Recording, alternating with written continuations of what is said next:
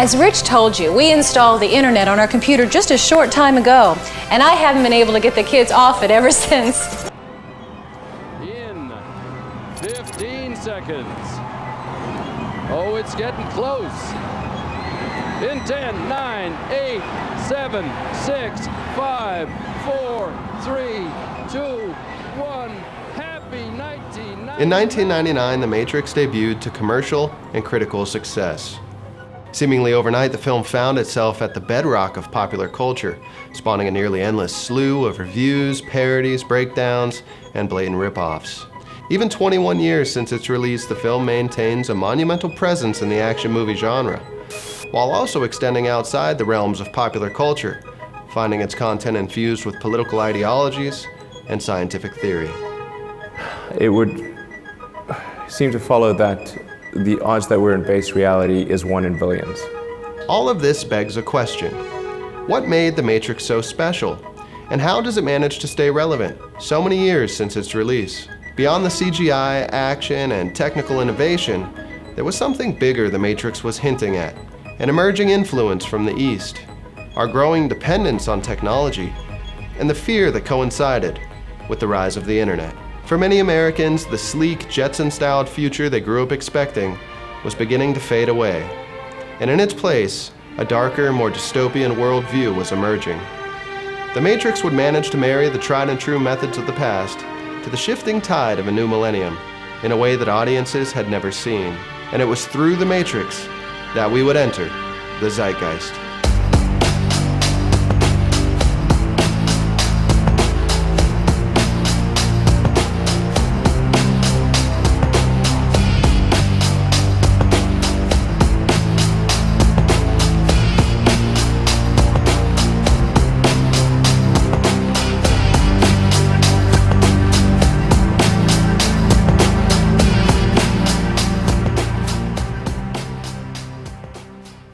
Before we dive into The Matrix itself, we must first look back on what would influence it.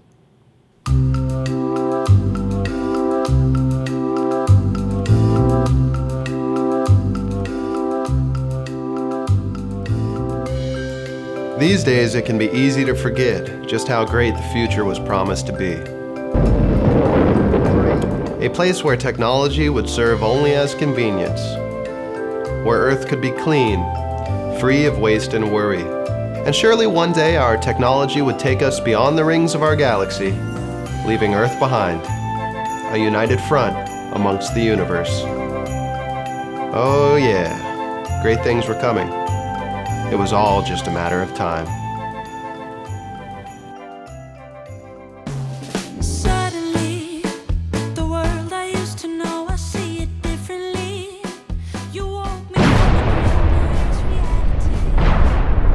In June of 1982, the world was shown a different kind of future.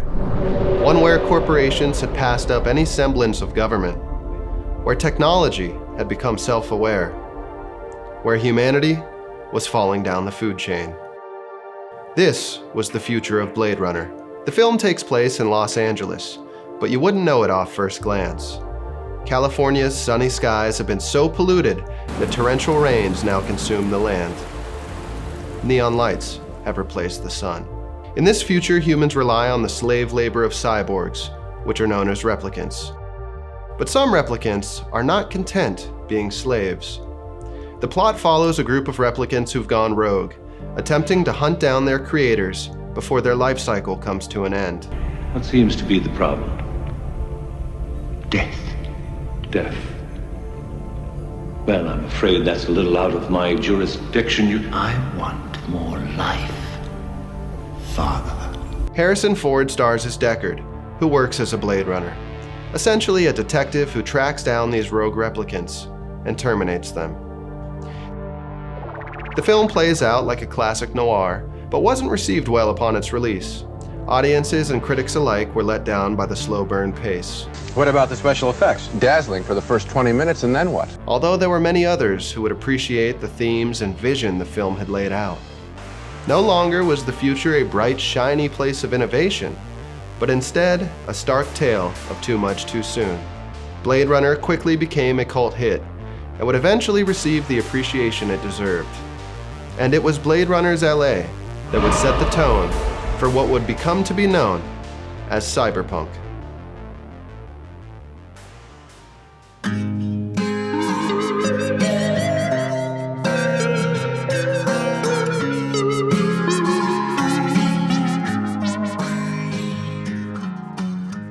Firearms.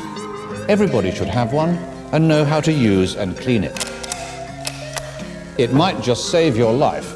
Oddly enough, the first mention of The Matrix came in 1984, a date made infamous by George Orwell, who in 1948 dreamt of his own dystopian future.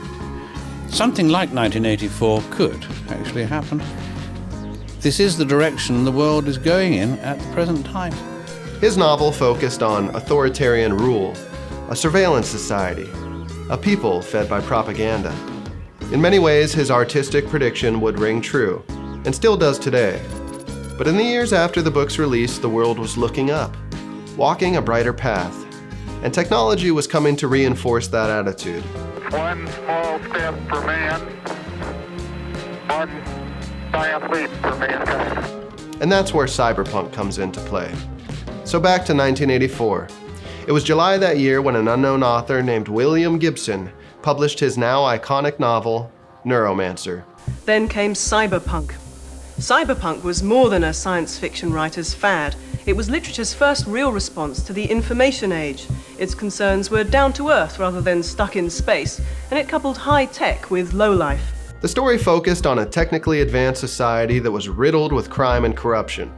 In the world of Neuromancer, an artificial intelligence was trying to break free, using humans as pawns in the process.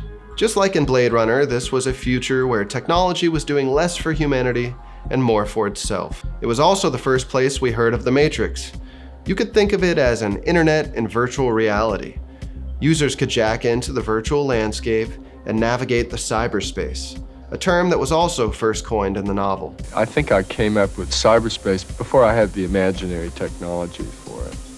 I needed a name for a realm, for another order of being. In Neuromancer, humanity had become dangerously intertwined with its own inventions, and was losing sight of the natural world. If Blade Runner had created the aesthetic of cyberpunk, then it was surely Neuromancer that reined in its themes. The novel was initially greeted with little fanfare, but the book had struck a nerve and would grow as a word-of-mouth hit, eventually selling 6.5 million copies and legitimizing cyberpunk as a genre of science fiction. The themes and aesthetic of cyberpunk would continue through the pop culture of the 80s and 90s, turning out some mega hits and a few failures. But one thing was for certain: this new take on the future was embedded in our subconscious, and it wouldn't be long until it collided with a new wave of underground entertainment.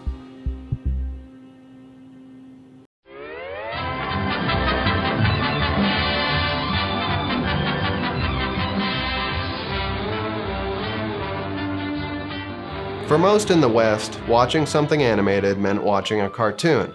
Cute, humorous entertainment, often expressing obvious moral truths to developing minds. In 1988, that Western notion was set to change with the release of an animated film from Japan. That film was Akira. Akira was violent, its story complex, its visuals stunning and surreal. And Akira was most definitely cyberpunk.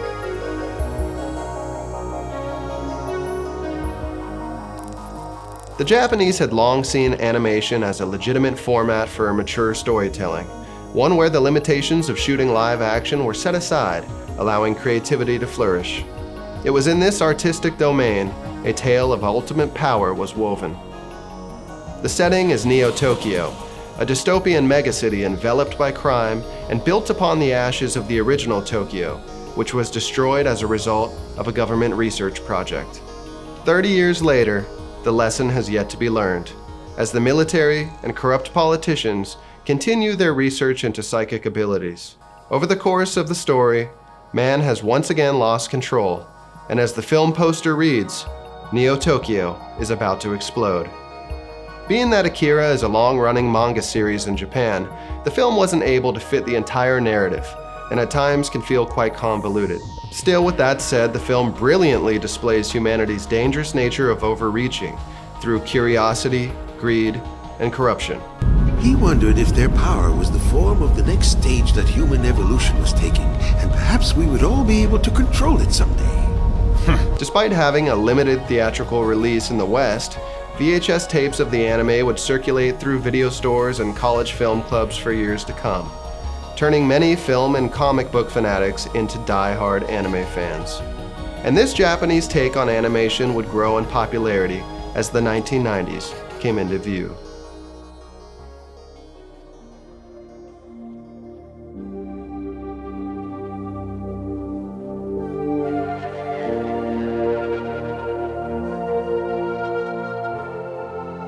Out of all things to directly inspire the style of The Matrix, I would say Ghost in the Shell tops the list.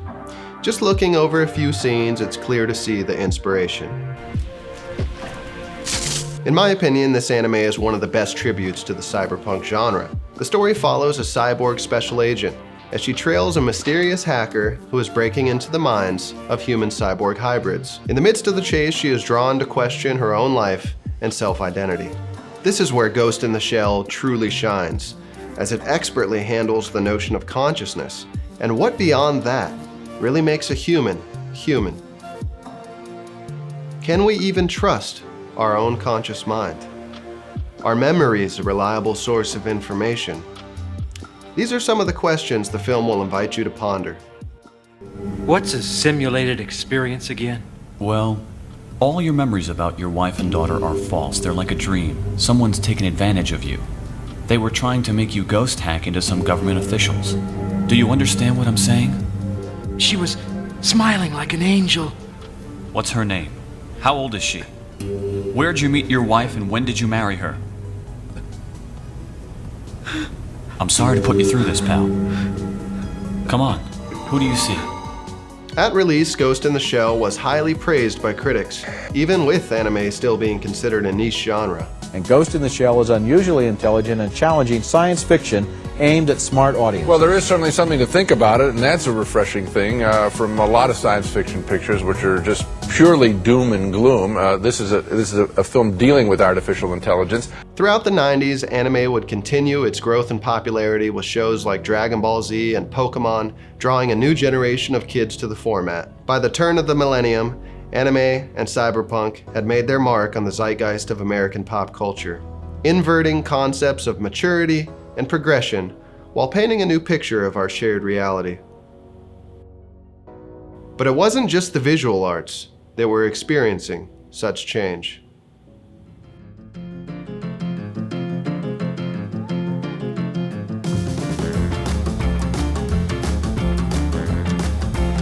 The 50s had brought us the classics. The 60s and 70s had brought us the grassroots and funky times.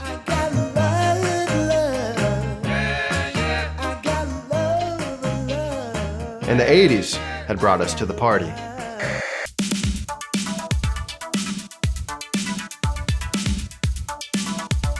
Even the rebellious groups of the past had always packed that showbiz attitude, the glimmer of fame and success, the unobtainable.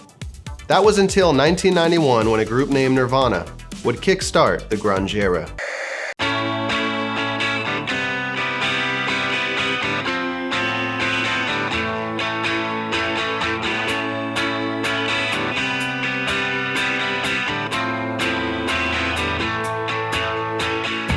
In September that year, Nirvana launched to superstardom with the release of their seminal album, Nevermind. However, these guys weren't exactly your typical superstars. The band was formed in Aberdeen, Washington, a place where the American dream had all but gone and died, and their music echoed with the sound of their frustration. Their lyrics didn't paint pretty pictures, or at times even make sense. Their sound was crafted through thick layers of distortion. Their music, a catharsis, a middle finger to 80s party pop, and it would resonate, opening the door to an alternative era that would consume the 90s. Many underground styles of music would find success in this new alternative space. Almost all of them seem to share the same resentful feelings as Nirvana. A more depressed and emotional tone was sweeping through the mainstream, and people were eating it up. However, not everything was so down. Electronic music was creeping its way out of the 80s and settling into a new form.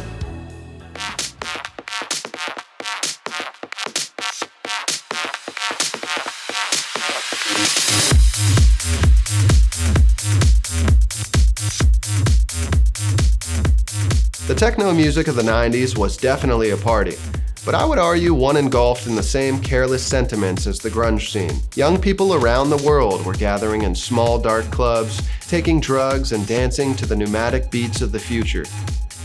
Groups like The Prodigy, 9 Inch Nails, and KM/FDM were creeping to the surface of mainstream music. At the same time, rock bands like Rage Against the Machine were bringing a new level of political resentment to the medium. They weren't trying to convince you of their ideas through the flower power approach of the 60s. They were trying to bash your concepts against the wall. Right or wrong, they were succeeding. Shows are about, creating a dialogue and questioning. I felt that it was possible to kind of create through music a kind of, direct political action. Meanwhile, the alternative era was curiously juxtaposed against the era of boy bands and pop celebrities. Groups perfectly constructed to achieve mainstream appeal, a reduction of creativity and originality to the point of procedure. These groups wouldn't represent reality and all the problems that came with it, because they themselves weren't real. They were, in essence, a simulation.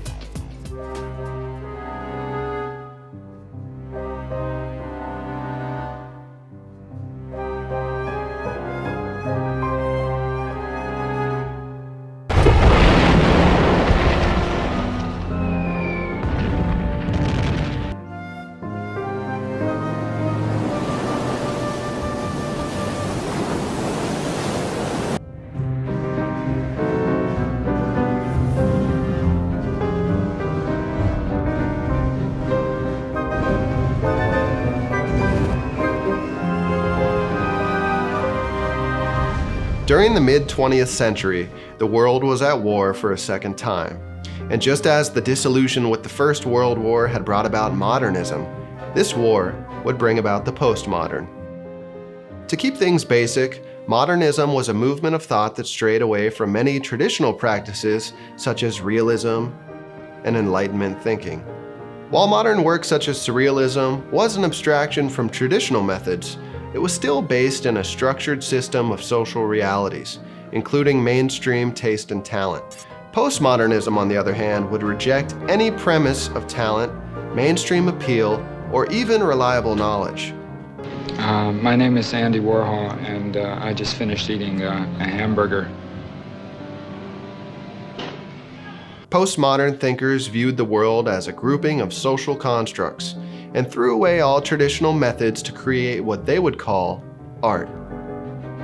In the postmodern view, even the banality of a toilet could be considered a great work. Whether Mr. Mutt, with his own hands, made the fountain or not has no importance. He chose it. He took an ordinary article of life, placed it so that its useful significance disappeared under the new title and point of view, created a new thought for that object. Postmodern thought really gained momentum in the 80s, and in 1981, philosopher Jean Baudrillard released a book called Simulacra and Simulation. It was here Baudrillard introduced the concept of hyperreality. Hyperreality is a state where reality has been simulated so many times that the culmination of the simulation fails to relate back to base reality in any way whatsoever. Now, if that sounds confusing, then let's take an image of a model for an example. You see her on the cover of a magazine, or on some social media site.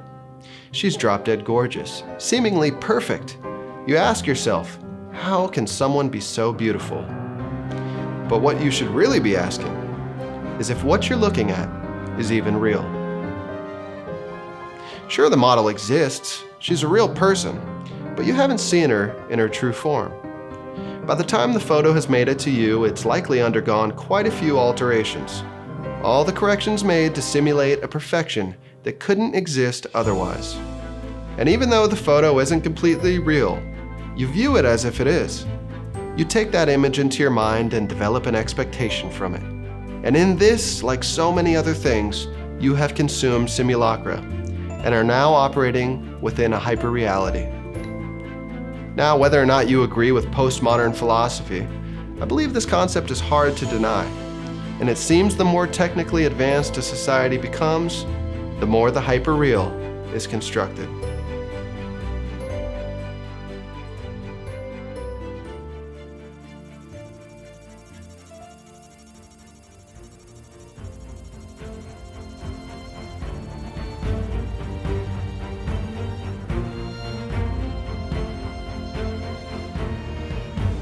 The internet was born of paranoia. In the 1960s, concerns with Russia were getting serious, and with the location of nuclear arms in Cuba, the United States realized its methods of communication were becoming rapidly outdated. This urgent transformation of Cuba into an important strategic base by the presence of these large, long-range, and clearly offensive weapons of sudden mass destruction constitutes an explicit threat to the peace and security of all the Americas. At that time, sharing information relied on a centralized network. That meant, in the event of a nuclear attack, it could be possible that communications could break down across the entire country. The telephone system had an Achilles heel, and still does. If the connection path between telephones is broken, the call is lost. A new system was needed, and thus ARPANET was formed. ARPANET was a packet-sharing network. Information would be broken down into packages that could then route themselves through a system of nodes. All of the packets could take different routes and still wind up in the same location. This way, if a node was destroyed, information could still flow around it. Eventually, ARPANET would be able to communicate with other networks that had formed, birthing the modern concept of the internet.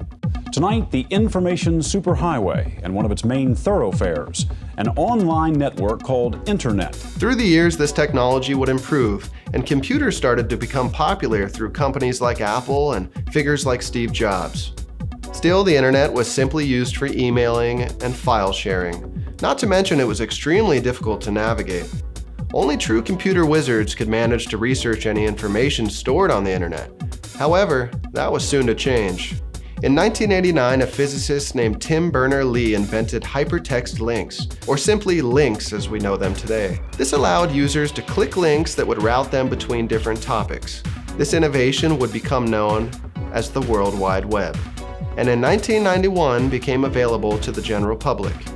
Yet in 1992, there were still only 50 web pages on the internet. The World Wide Web had made the internet more accessible, but it wasn't what you would consider user-friendly. A year later, Mark Anderson invented a browsing software that allowed you to search through a user-friendly graphical interface. The app was called Netscape. And when it hit the market, the internet grew by 341,000%. Throughout the 1990s, the internet continued to grow in popularity.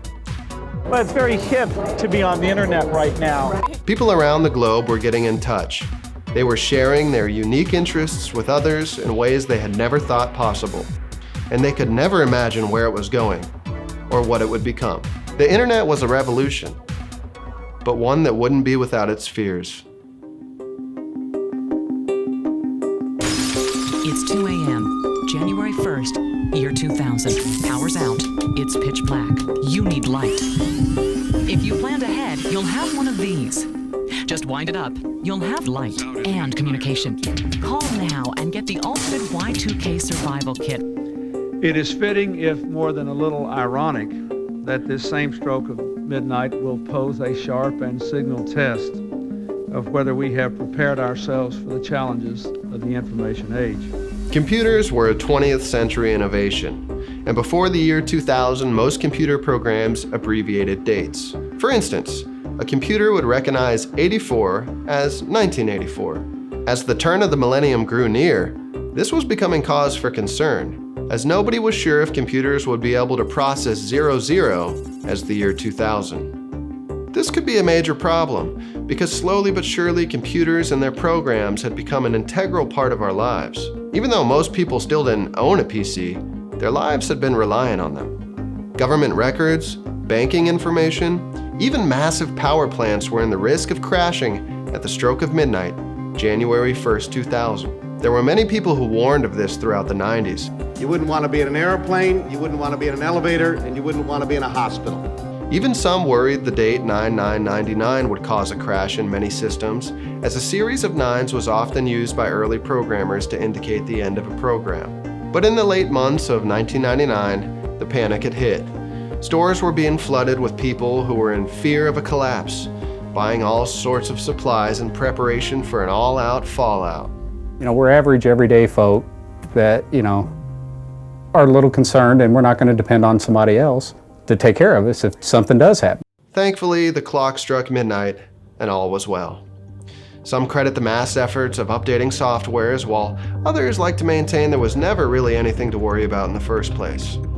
But one thing was for sure. Somehow our lives had become attached to computers and the internet at a level that no one saw coming. And that attachment would further bind in a way that nobody would have ever predicted.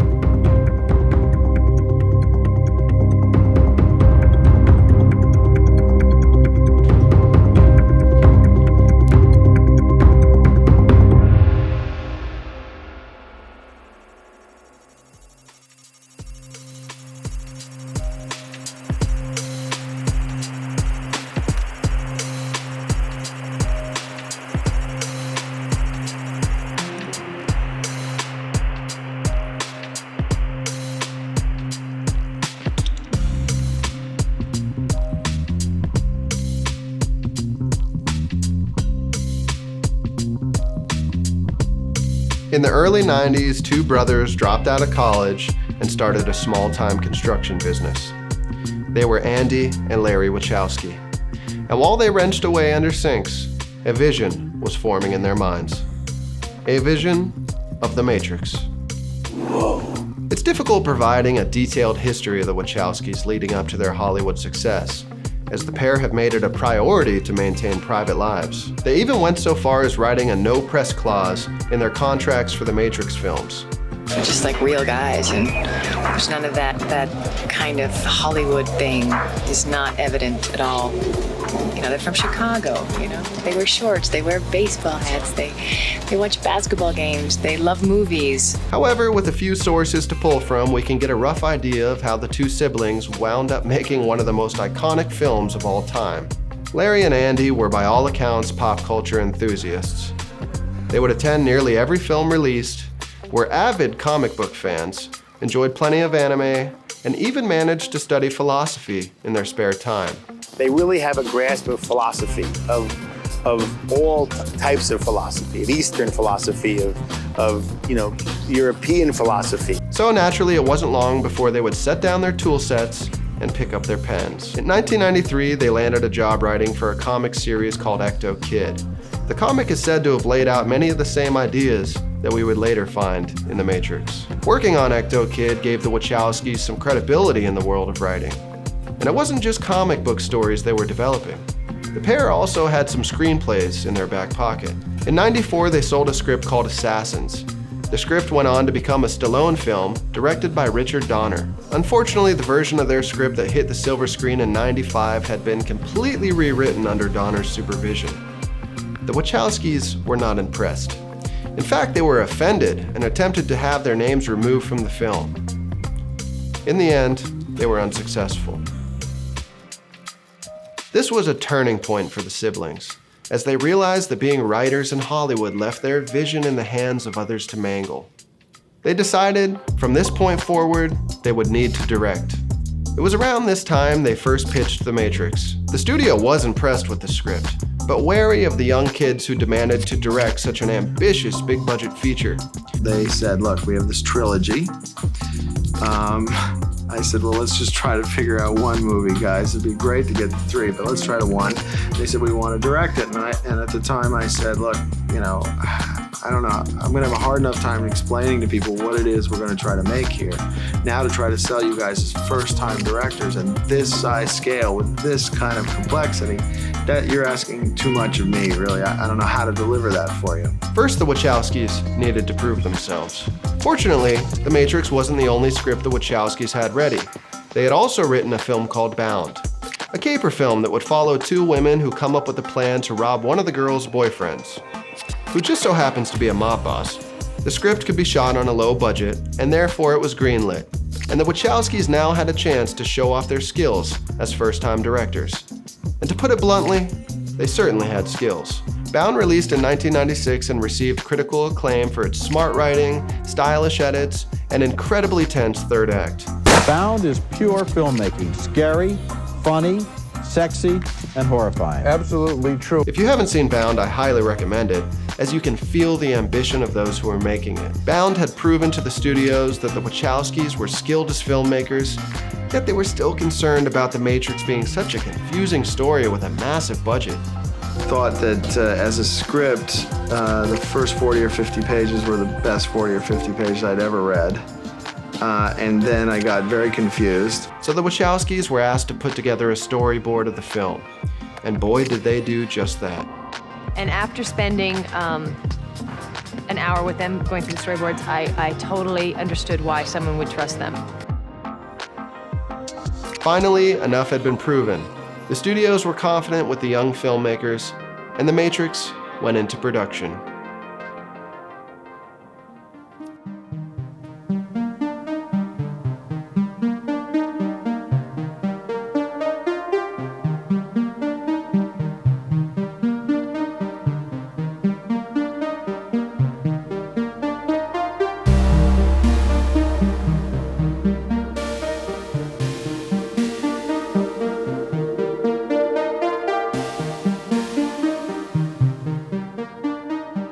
If you were alive in 1999, then you certainly remember the release of The Matrix. Even if you didn't go out and see the film yourself, you probably felt the ripples of its impact. Nigel, a runner. Null pointer, runner. Stevens, agent. Simon, a runner. Freeman, 713. I am a sentinel. It was truly a film the likes of which audiences had never seen, leaving many people confused after their first viewing. The story followed Neo, a cubicle employee by day, computer hacker by night. Neo is obsessed with the Matrix, which we can assume is a phrase he's come across in his life as a hacker, yet remains oblivious to. Through a series of events, he comes in contact with a mysterious group who gives him the opportunity to see the Matrix for himself. Get in. It turns out he's been living in the Matrix all along. A computer program made to simulate everyday life. The world as it was at the end of the 20th century. It exists now only as part of a neural interactive simulation that we call the Matrix. While all those who are plugged in are used as energy for the machines. Neo discovers he's part of a prophecy that would claim he is the one who will save the human race. I won't lie to you, Neo. Every single man or woman who has stood their ground, everyone who has fought an agent has died. But where they have failed, you will succeed. Through many doubts, trials, and tribulations, it seems that the prophecy is true, and Neo is the one, as his abilities within the Matrix are unlike anyone else. He is the one. By the end of the film, Neo has basically become Superman and destroyed parts of the program that were previously thought to be indestructible. Finally, it seems that humans have a fighting chance.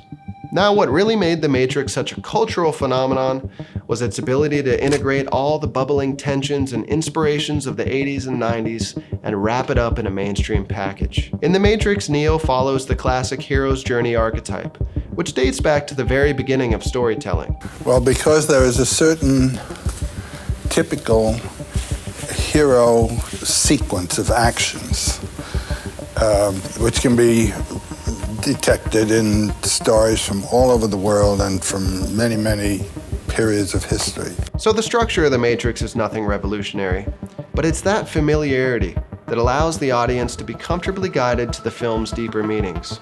Pacing is also a massive benefit for the film. The mythology sprinkled between tense action, guns, explosions, kung fu fight scenes. The film has it all and lays it on heavy. If The Matrix had only set out to be another action film, it still would have had massive success. Fortunately, the Wachowskis were looking to make something different, and this is where the film collides with all the subjects we've covered up to this point.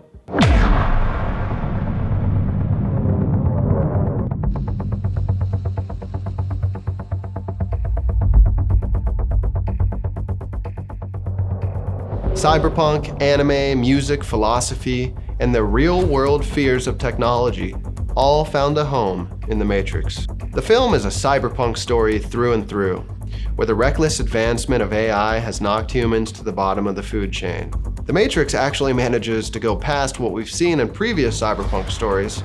In this version, the gigantic megacities the genre is known for have already fallen. What's interesting about the whole idea of cyberpunk is that it's a great way to create a sense of alienation and disconnection and alternate worlds being caught in sort of these quasi-dream, quasi-conscious states. The Matrix also seems to play as an anime film would. Just looking over the storyboard from the film, you might get confused thinking you'd just cracked open a manga. Those concepts were realized in stunning detail while shooting the picture. I believe it was the Wachowskis' love of comics and anime that cultivated their ability to write action films that had a brain, just as Akira and Ghost in the Shell had showcased prior. And if there's any doubts left that anime had a huge influence on The Matrix, then I will point to the Animatrix, a literal collection of anime short films produced to flesh out the world of The Matrix. And of course, the music of The Matrix is heavily on the alternative scene. Nightclubs and outfits resemble the industrial movement that was sweeping through the underground of places like Chicago, where the Wachowskis were from. This did more than just provide an aesthetic for the film. The Matrix also carried the same attitude as the alternative era. The Wachowskis were heavily inspired by Rage Against the Machine. They saw that Rage was successfully pushing ideas through entertainment, and it was working. They were getting their message across and through to mainstream America. The philosophy of the film was also deeply rooted, bringing postmodern ideas of hyperreality into a big-budget action film, and not hiding its inspirations in the process. The Matrix would also call us to question our own free will. Do you believe in fate, Neo? No. Why not? Because I don't like the idea that I'm not in control of my life. In a world of simulations, are you really free, or has your life been determined? And of course, the internet and computers were main staples of the film, bringing a new level of cool to what was considered nerdy at the time, while also reminding audiences that computing had entered our lives at an unprecedented rate, just as we ourselves realized how much we relied on them. The Matrix had successfully captured the zeitgeist of its era, in a way that it's hard to think of a film that's done it better. At last. However, the second and third films were not reviewed as well. And while I can say I'm certainly a fan, the films didn't manage to get the balance right. While the first film had hinted at so many interesting themes, the sequels embodied them completely, and in the process lost their mainstream appeal. Still, the first Matrix film goes down in history as one of the all-time greats, winning multiple Academy Awards and even being selected for preservation by the National Film Registry. Ever since 1999, society at large hasn't been able to escape the influence of The Matrix. And in some ways, the film seems to have been a precursor to many things we see happening in society today.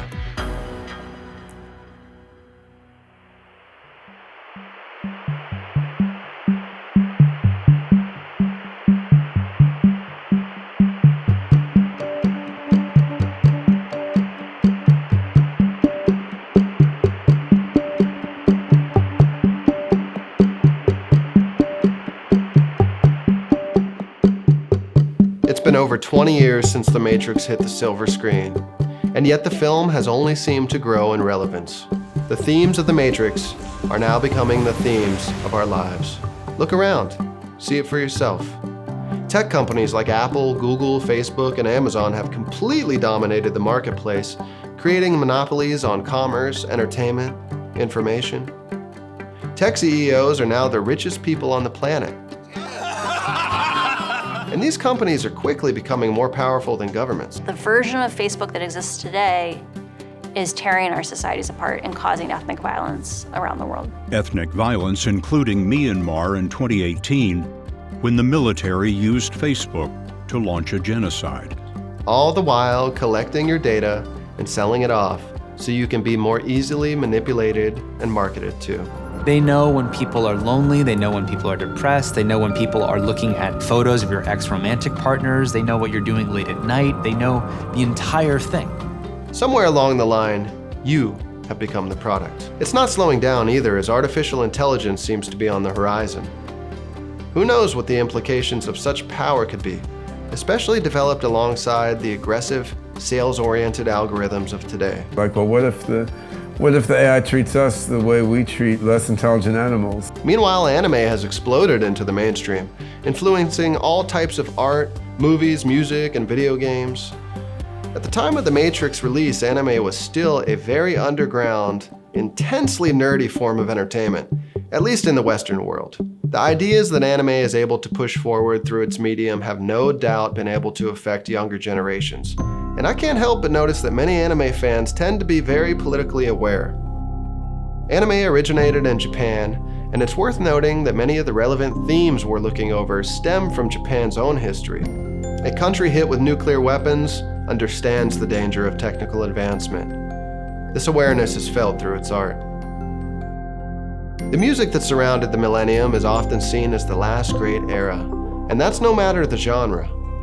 The internet changed music forever through websites like Napster and LimeWire taking on the big record companies. With all the new technology these days, it's also very easy to make music. And while there may be many more artists releasing songs, the quality has certainly dropped off. I believe it's both the oversaturation of artists and the consumer's ability to easily pirate music that has led us down a road of reduced creativity. There is a homogeneous aspect to today's popular artists, and gone is the alternative scene and its authenticity. Rather, it seems the boy band and pop singer approach of the late 90s is the method that has been continued. Whatever has been selling well is what they're looking for.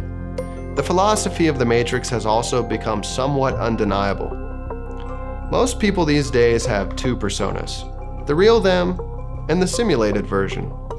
How else can you view social media? A place where you exaggerate the best parts of you, where you select the pictures with the best angles and share the phrases you want people to associate you with. Does anyone really have an honest social media account? Yet we interact within that world, that hyper-reality, as if it's all truth, and we rarely question the implications. Almost all of this has been revealed through the unprecedented growth of the internet. No longer are computers sitting at home collecting dust. Now they're in our pockets, tracking our movements, logging all of our searches. They're collecting your thumbprints, getting tuned to your voice, learning how to communicate with you, how to recognize your face.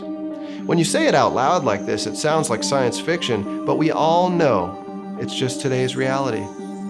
Eventually, with all that data and the rate technology is advancing, you could begin to imagine how everyday life of the 21st century could be simulated. Now, maybe that will never happen, or perhaps it's only a matter of time. But one thing is for sure, it will be possible. In the end, The Matrix was a film of truths. Whether they seemed relevant at the time or not, we can see them now. So here's the part where I give you my philosophy on this whole thing. I believe that the hive mind of humanity is unconsciously, yet consistently, working out the future. We do it not just through math and science, engineering and computing, but through art. It's what grabs our attention. What truth is thrown out into the zeitgeist, slowly bubbling under the surface until the masses embrace it. And when we see it, it's not just entertainment. It's something fundamental. It's pointing in a direction that we all know we're heading. And without needing to say a word, we can all agree on it. In its own way, The Matrix tells a true story. Rather than being built by a team of executives trying to come up with the next big thing, it was made by two people who were simply tapped into the world around them. So what's the answer to the question? It's the question that brought you here. What made The Matrix so special? And how does it manage to stay relevant all these years later? To be going back to where it all started. Back to The Matrix. Like all fundamental truths, the answer has been here all along. To make any true, lasting, relevant piece of art, you must enter the zeitgeist.